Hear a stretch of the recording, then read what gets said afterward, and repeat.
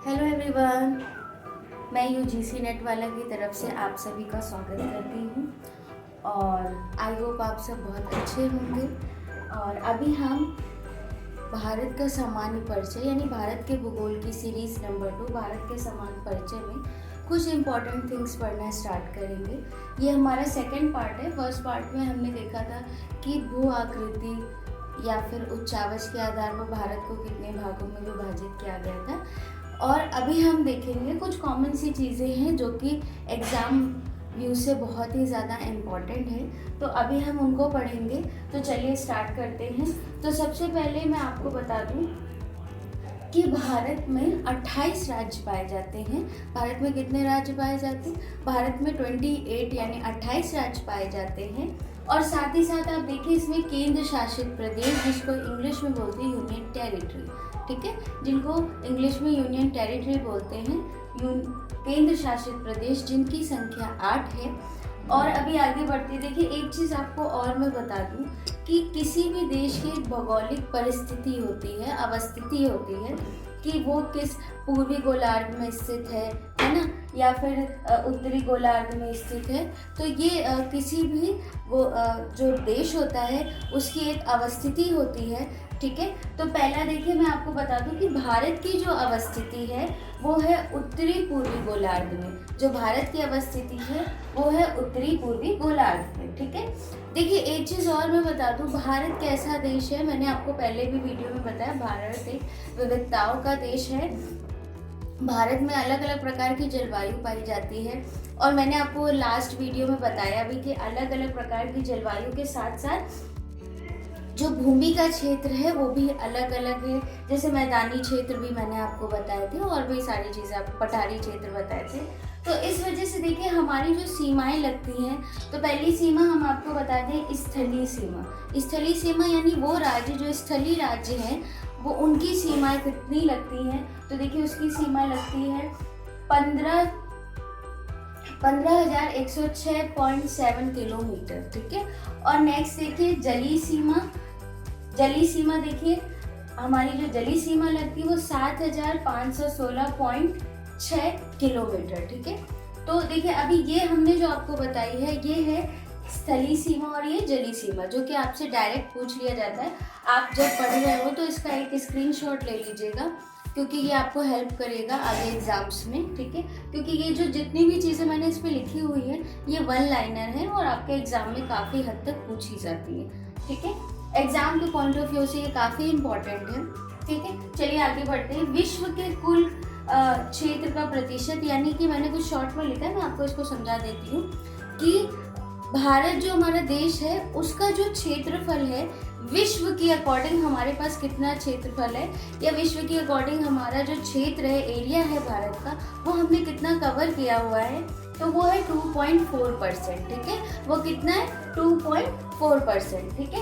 अब आगे देखते हैं क्षेत्रफल की दृष्टि से विश्व में कितना स्थान है।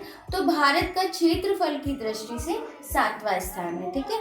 उससे पहले बाकी सारे देश है और क्षेत्रफल की दृष्टि से भारत का 7वां स्थान है, ठीक है। चलिए अब आगे बढ़ते हैं। देखिए एक चीज़ और बता दूं, पहले मैं यहाँ बढ़ने से पहले आपको ये चीज़ समझा देती हूँ कि जैसे भारत जो है, मैंने आपको कल उस दिन भी बताया था लास्ट वाले वीडियो में कि भारत को हमने उच्चावच के आधार पर 5 भागों में बांटा था। और ये हमने आपको बताया भी था, पर्वतीय क्षेत्र थे, मैदानी क्षेत्र थे, पठारी क्षेत्र थे, तटवर्ती क्षेत्र थे और द्वीपीय भाग था, ठीक है। तो देखिए उनका कितना परसेंटेज है वो मैं आपको यहाँ दिखा रही हूँ और आपसे ये डायरेक्ट पूछा भी जाता है। जैसे आप देखिए पर्वतीय क्षेत्र का कितना परसेंट है, तो पर्वतीय क्षेत्र का जो परसेंट आएगा 10.7%। कितना परसेंट है? 10.7%, ठीक है। उसके बाद देखिए पहाड़ी क्षेत्र। पहाड़ी क्षेत्र का कितना परसेंट है? 18.6%, यानी 18.6%, ठीक है।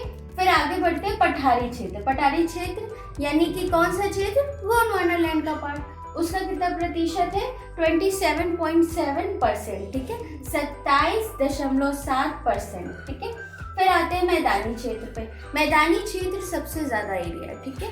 एक चीज़ याद रखिएगा, इन केस अगर आपको ऑप्शन में आता है एग्ज़ाम में, तो आप अपना एक माइंड सेट करके रखिएगा कि मैदानी एरिया जो है वो सबसे ज़्यादा है, ठीक है। भारत में जो मैदानी एरिया उसका सबसे ज़्यादा परसेंटेज है, तो उसका परसेंटेज होगा आपका 43.0%, यानी कि 43.0%, ठीक है। चलिए अब इधर आ जाते हैं। देखिए हमने आपको बताया कि लास्ट वाले में मैंने नहीं बताया था, अभी बता दे रही हूँ कि भारत के बीचों बीच से, भारत के मध्य से कर्क रेखा भारत को 2 भागों में विभाजित करती है। कितने भागों में विभाजित करती है? 2 भागों में, ठीक है। बीचों बीच से काटती है, किसको? भारत को कर्क रेखा काटती है, ठीक है। वो मैं नेक्स्ट टाइम जब मैप बनाऊंगी तब आपको दिखाऊंगी। अभी हम देख लेते हैं कि कौन कौन से ये राज्य हैं जो कर्क रेखा वहां से गुजरती है, ठीक है। तो देखिए ऐसे यूजुअली आपसे क्वेश्चन भी पूछ लिया जाता है कि भारत के कितने राज्यों से कर्क रेखा गुजरती है, तो भारत के 8 राज्यों से कर्क रेखा गुजरती है, ठीक है। भारत के कितने राज्यों से कर्क रेखा गुजरती है? भारत के 8 राज्यों से कर्क रेखा गुजरती है, ठीक है। तो देखिए पहला है गुजरात, फिर है राजस्थान, फिर है मध्य प्रदेश, ठीक है, फिर है छत्तीसगढ़, झारखंड, पश्चिम बंगाल, त्रिपुरा और मिजोरम, ठीक है।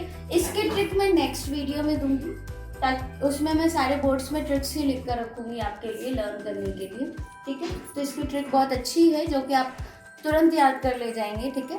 तो इसकी मैं नेक्स्ट वीडियो में दूंगी, क्योंकि साथ में मैं आपको स्टेट्स वगैरह की भी ट्रिक्स दूंगी, तो साथ में दूंगी इसकी ट्रिक। तो ऐसे याद कर लीजिए। पहले तो कर्क रेखा को कितने राज्यों से निकलती है? तो कर्क रेखा 8 राज्यों से निकलती है। गुजरात, राजस्थान, मध्य प्रदेश, छत्तीसगढ़, झारखंड, पश्चिम बंगाल, त्रिपुरा और मिजोरम, ठीक है। अब देखिए, अब आगे बढ़ते हैं समय रेखा, ठीक है। समय रेखा यानी देखिए एक इलाहाबाद के पास नैनी जिला है, वहाँ से हमारे जो समय है वहाँ से हम निर्धारित करते हैं, ठीक है। तो उत्तर प्रदेश मतलब भारत का जो समय निर्धारित होता है उसको बोलते हैं मानक रेखा। कई बच्चे गलती कर जाते हैं, बोलते हैं मानव रेखा, तो मानव रेखा नहीं होती, उसको मानक बोलते हैं। तो वो मानक रेखा होती है समय रेखा। तो ये कितने राज्यों से निकल रही है? ये 5 राज्यों से निकल रही है। कितने राज्यों से निकलती है?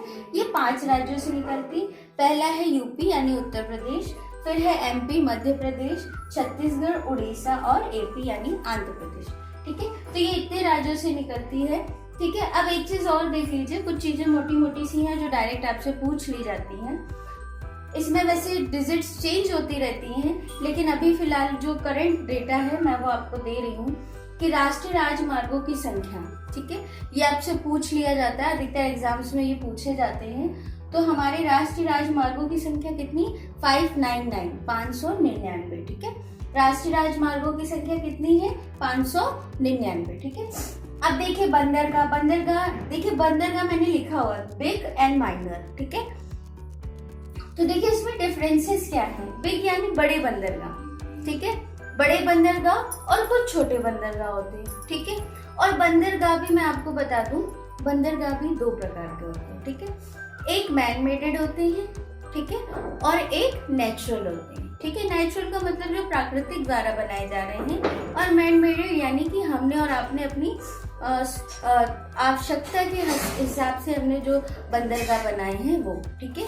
तो आवश्यकता के अनुसार जो बंदरगाह बने हैं वो मैन मेडेड हो जाएंगे, और बाकी जो रेस्ट ऑफ बंदरगाह हैं वो नेचुरल हो जाएंगे, प्राकृतिक हो जाएंगे, ठीक है।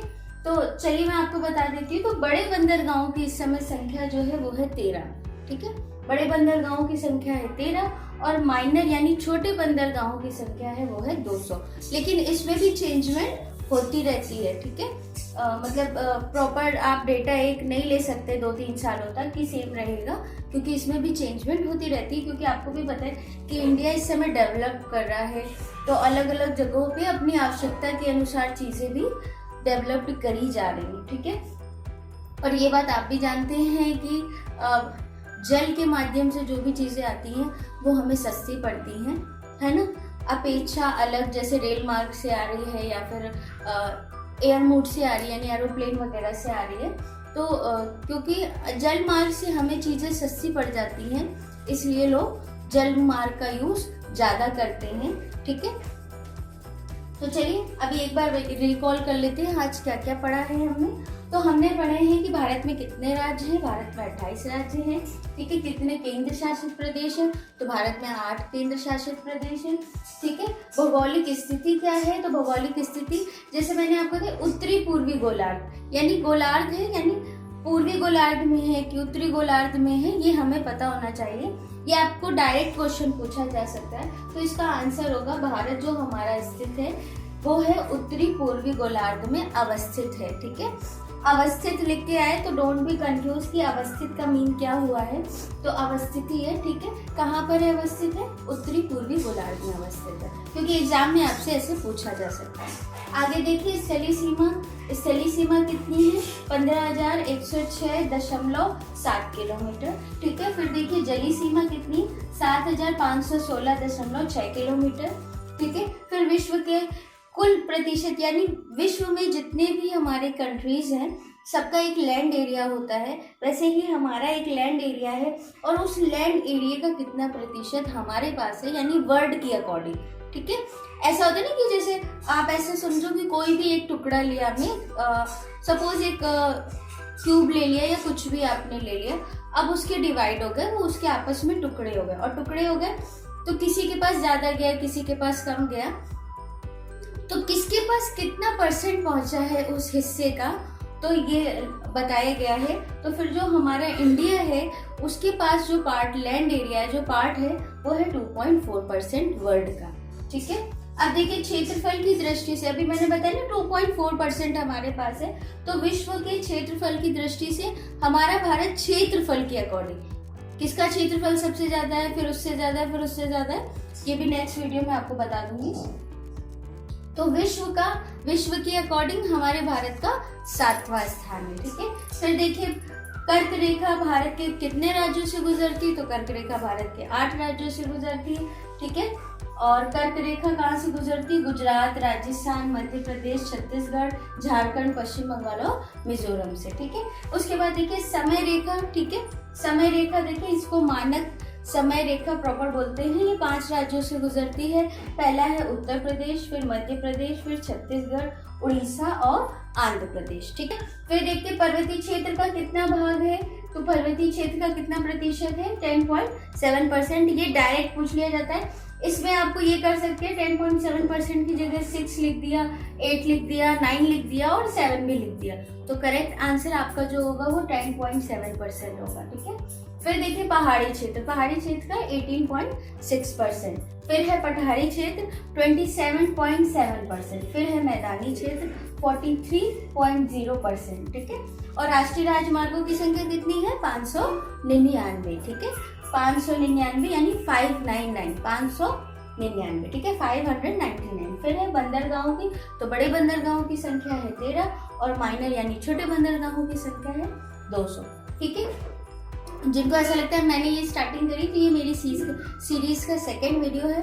आप पहले फर्स्ट वीडियो देखिएगा फिर सेकंड वीडियो देखिएगा तो आपको ज़्यादा क्लियर होगा कि हमने पहले क्या पढ़ा था और अभी हमने क्या पढ़ा है। इसका स्क्रीनशॉट जरूर ले लीजिएगा, मैं साइड हो जाती हूँ, इसका स्क्रीनशॉट ले लीजिएगा। ठीक है। और स्क्रीनशॉट लेने के बाद आप इसे पढ़िएगा ज़रूर, क्योंकि ये 1 लाइनर चीज़ें हैं और हर एक वीडियो में मैं कोशिश करूँगी कि कम समय में आपको ज़्यादा चीज़ें पढ़ा सकूं और ज़्यादा चीज़ें आप समझ सकें। ठीक है। लाइक करिएगा और शेयर करिएगा और सब्सक्राइब भी करिएगा। Bye bye.